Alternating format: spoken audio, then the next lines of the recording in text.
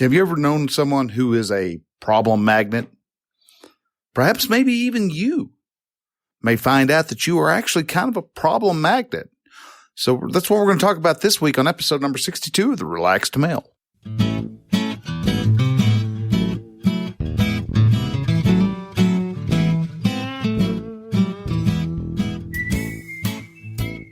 Hello and welcome to Relaxed Male, a podcast that helps men change their relationship with themselves. I am your host, Brian, and I am a men's life and mindset coach who is here to help you understand that you don't have to suffer at your own expense. You can live your dream, and I encourage you to set, then pursue your goals. So join me as I change the mindset and attitudes of men so that they can be the leaders of their families and their destinies. Hey man, hello and welcome to Relaxed Male. All right.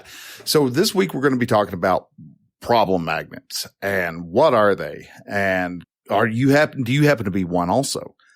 But before we do that, want to just say hello and welcome to any new listeners that we have and any of the returning listeners. Hey, all of y'all, I'm glad that y'all are actually able to make it back again for this week. And I am humbled the fact that you've listened to me again. It's kind of cool to think that some people actually come and listen to me yammer on for about whatever topic comes to my mind and share my thoughts and insights and to help you as a man become a better man, become a stronger man, become a more confident man to actually go out into the world, find your corner of the world and just, make it your own and own who you are and what you're doing and to just be the best man so that for your kids and for your wife and for your community. All of these are just important stuff for what a actual true real man is. And so again, I'm glad that you are listening. If any time through this show you come across something that just absolutely just blows your hair back, makes you feel good, gives you, helps you laugh, cry, think, groan, or moan, do me a big favor and share this episode out. Share the show out. Either way, just share it out with your friends, families, followers, anybody over on social media. Tell them, hey, dude, I know, heard a podcast that's got this exact problem that you're facing, and you should give it a listen and share that out.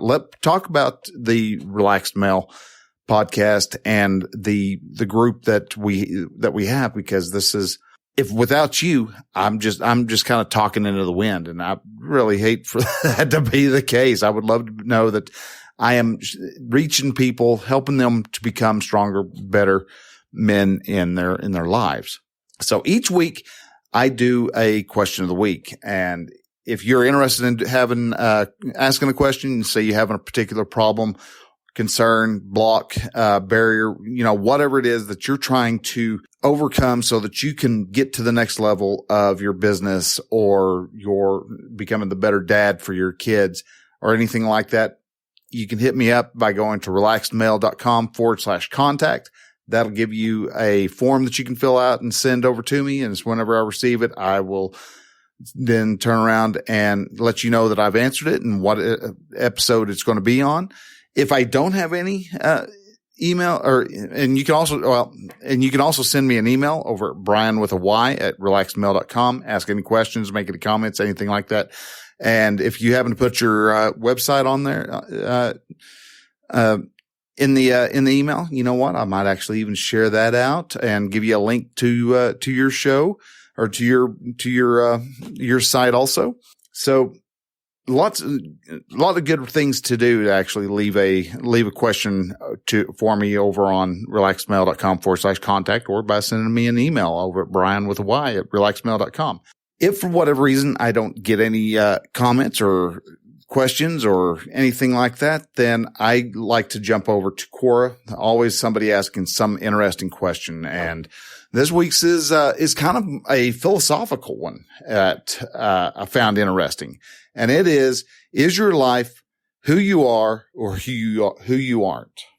And they didn't leave a name, but anyhow, I replied with, the meaning of life. which is kind of what I take this question to be about. Is life about who you are, or is it about what you didn't accomplish? That's kind of the way I'm reading this really simple question. I look at it as as about who you are, because you don't hear people at funerals and stuff talk about what a person didn't do. You may hear them that they were always wanting to go to Paris and they never made it to Paris, but that they speak about that often as a means of reminiscing that you had plans, you were wanting to do stuff, and it's just something got in the way. But 9 times out of 10, people are going to talk about what you did in your life. So when you're talking about what a person did and what they were able to accomplish, they are talking about who you are as a person. And so when you pass, they're not going to talk about what you never did, because, there's a billion different things that you could have done, but you chose one thing to live your life as. Maybe you are a blacksmith, but for whatever reason, instead of becoming a blacksmith, you decided you went into the world of accounting, for instance. Well, people aren't going to sit there and go, I wonder why he didn't become a blacksmith, or ask or wonder why he didn't become, an explorer, or why didn't he become a prospector, or why didn't he spend his life camping? They're not going to talk about the stuff that you didn't do. They may talk about what your hopes and your dreams and what you always wanted to do and your aspirations, but they're not going to talk about it as a means of what you aren't. So I kind of, with the question of, is life about who you are or who you aren't? It's about what you do.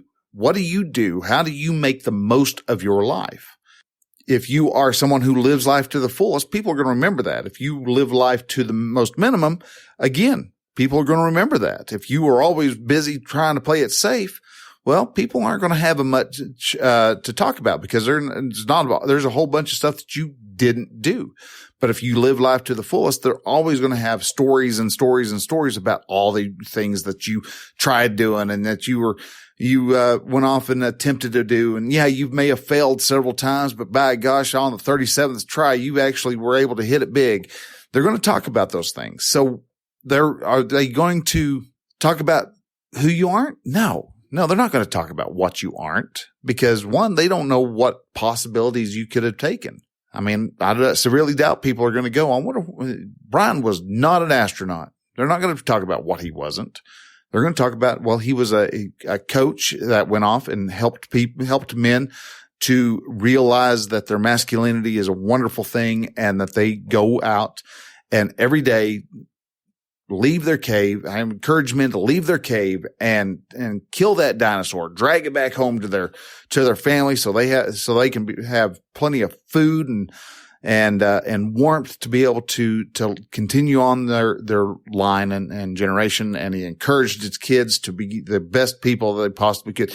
I want people to be able to talk about what I actually was able to accomplish. And so that's what you want out of people. That great exercise to try someday is try writing your own eulogy.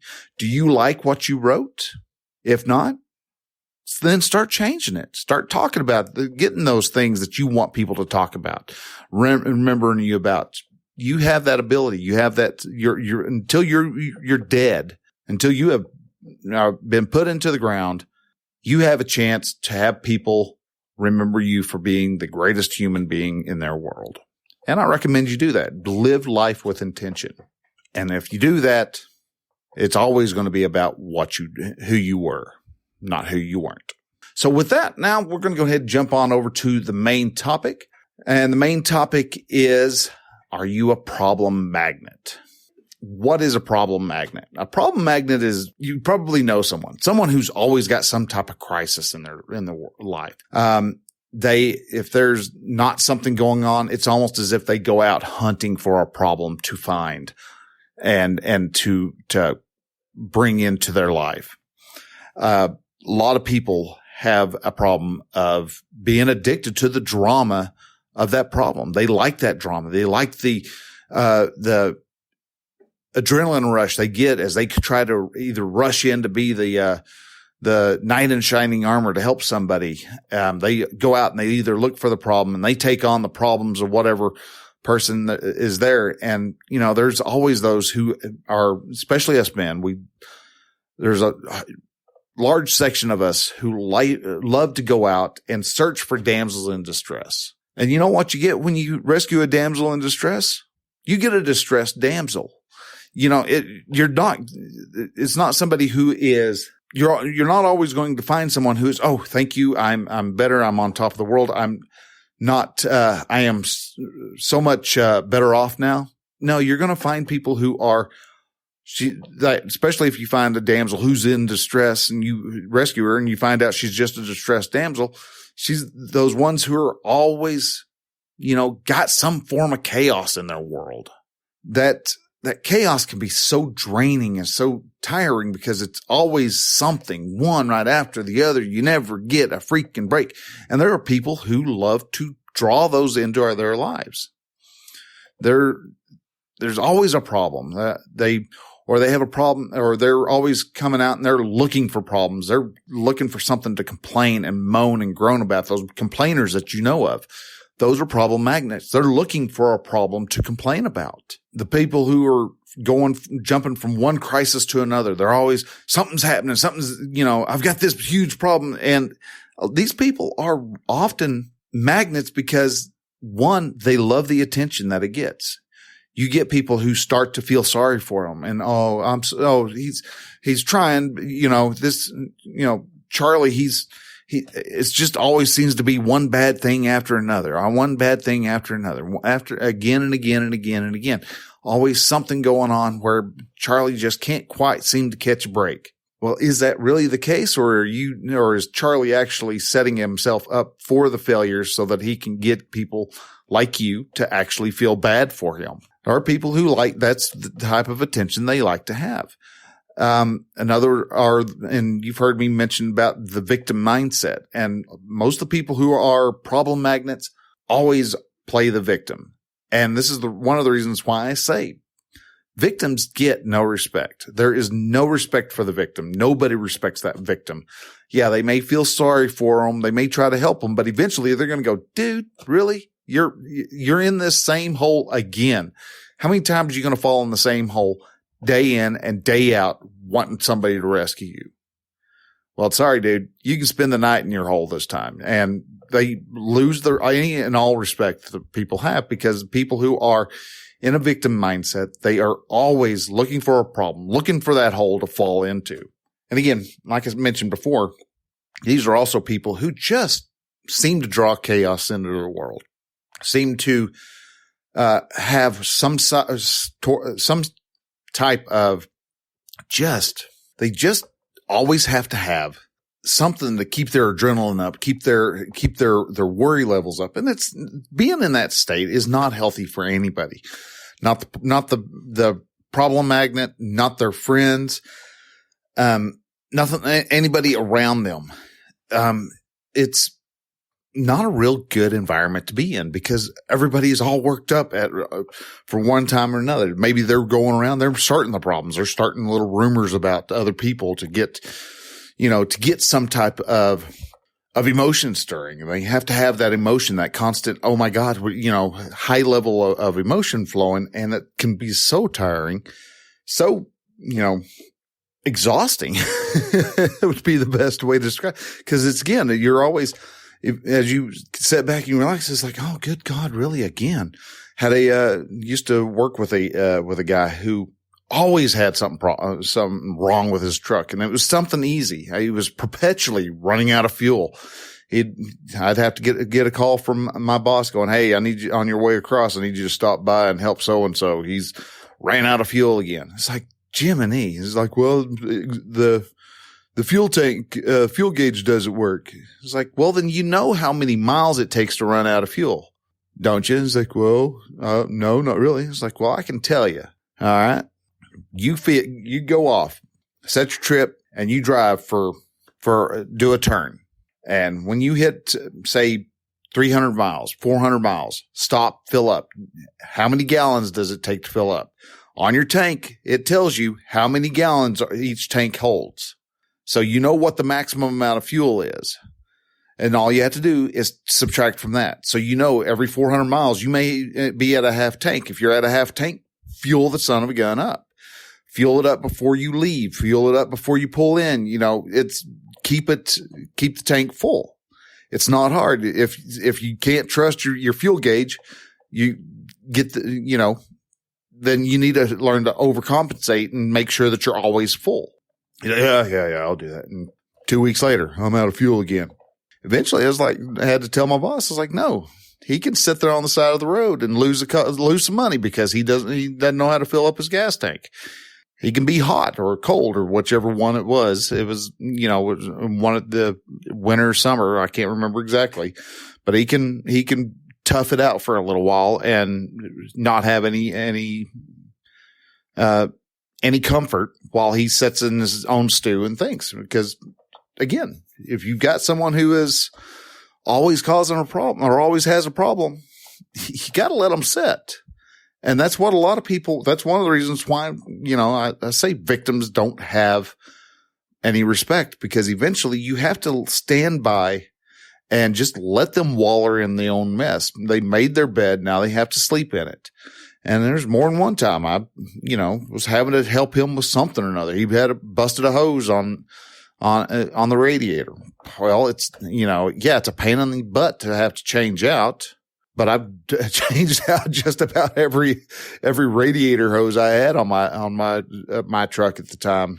Had a roll of, I don't know, probably about 25 feet of hose, because I was always blowing one, there at the end, because the hoses were getting old. Now there's times that, there was things I couldn't fix. That's when I would take it over to the boss and go, I don't know what to do with this. And sometimes he would tell me, hey, I need you to fix it. I was like, dude, I'm not the mechanic. And that's actually, and if you're wanting to ascend in a business, that's not the mindset to actually have, to tell you the truth. But those types of people really, they bring down the morale of everybody else. And so a lot of times you have to just separate them and isolate them and go, dude, I'm not partaking in your drama. And maybe you like drama. I know, believe it or not, us guys do like to gossip just as much as women do. And so there's a lot of times where our drama, our problem magnet is where we hear there's a scuttlebutt about such so-and-so. Well, I hear that the company's not doing very well because of this or that, and they're fixing to be going under. They're fixing to get bought out by so-and-so. You don't know. A rumor does no good. If you want to find out the answer, go to a level up or 2 levels up or to the top and go, hey, I'm hearing this rumor. What's this rumor about? And point it out. Hey, this is the rumor that I hear. And anybody tries to come to you with a rumor, you can easily shut it down by going, dude, you don't have any proof. Apply a little bit of thought. No, they're not going to get bought out. Yeah, they may have had a bad wreck or something along those lines. And yeah, they may be getting sued, but you know what? That's where insurance comes into play. There's a lot of times a rumor can be dispersed real easily with just a little bit of thought. But if you don't apply the thought and you just go off the emotion, it's easy to just zoom and take off. Rumors are nothing more than old fashioned fake news. Now, can sometimes that rumor be true? Yeah. Sometimes it can be.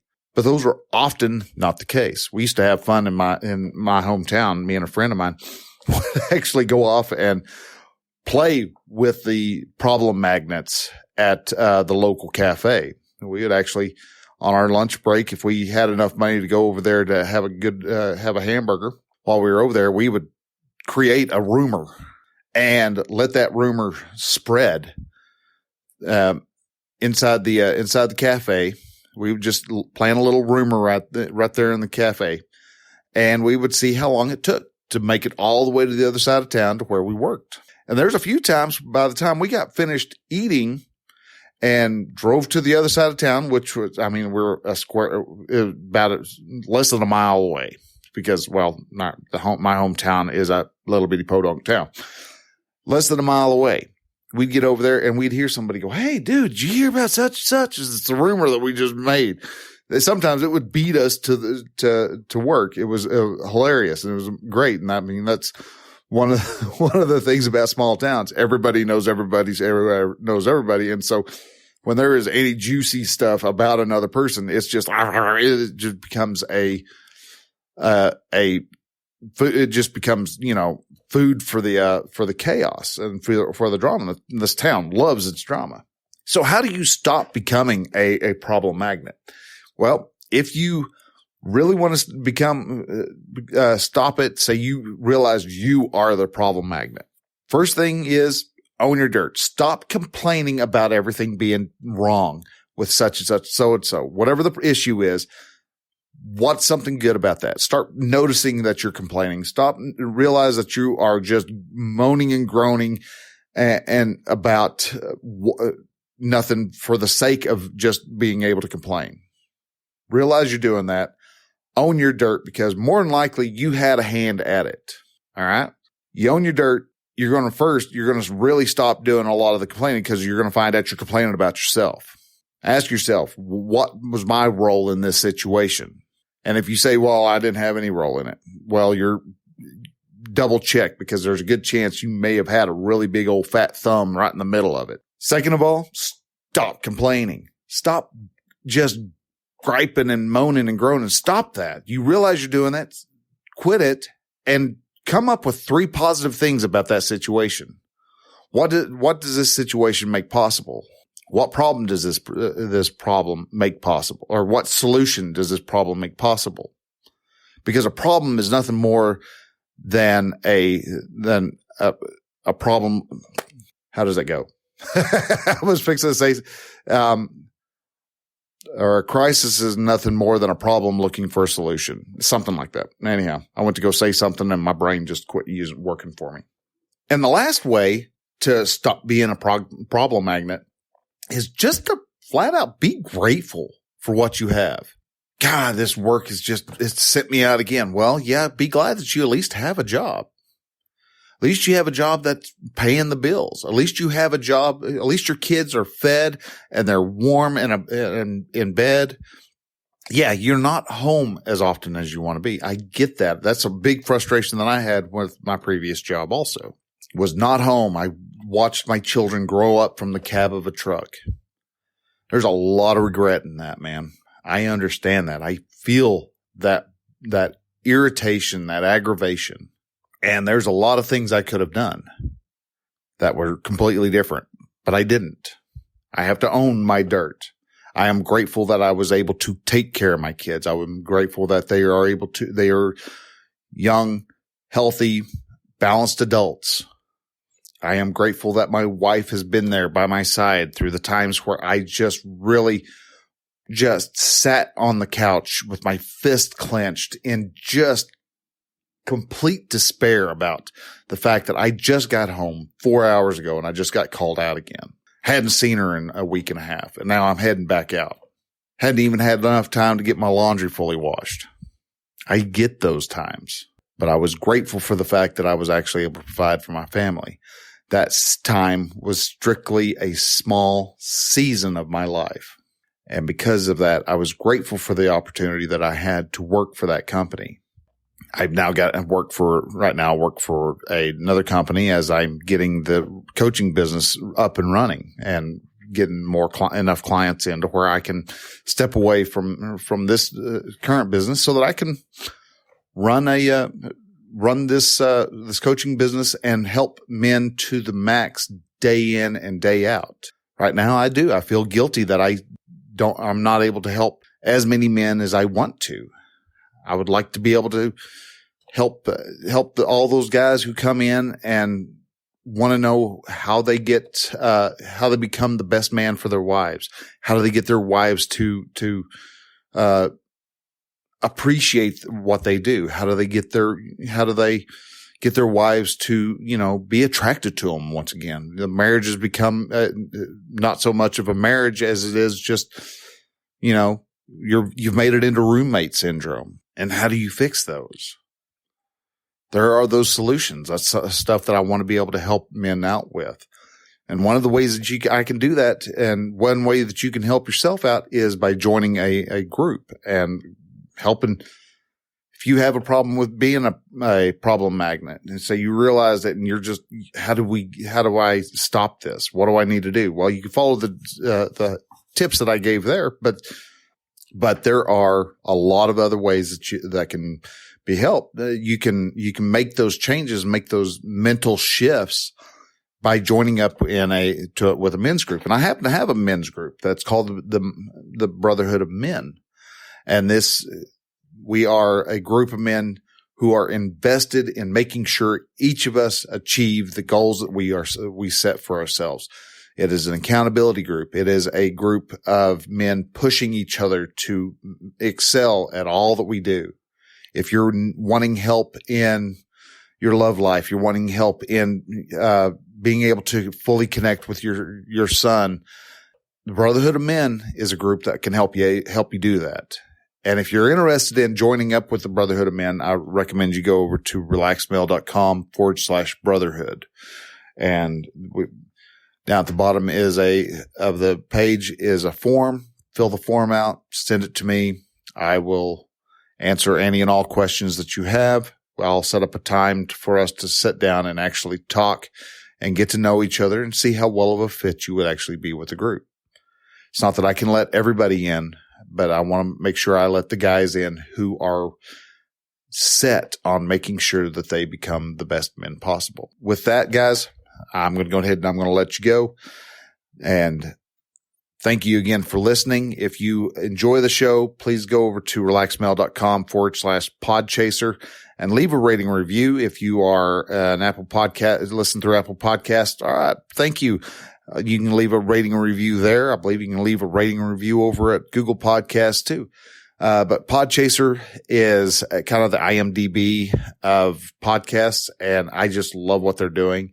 And so if you go over there and leave a rating review, man, I would be tickled pink. If you have any questions, comments, or anything like that, you can go to, send me an email at brian@relaxedmale.com. Love to hear from you. If you want to leave a comment about the show, you can actually go to relaxedmale.com/62, and that will take you over to the show notes for this show, and you can actually leave a comment down at the bottom, and I would love to hear what you had to say about it. So anyhow, guys, I'm going to let you go. Thank you again for listening. We will talk to you next week. So till then, have a great week. All right. Bye.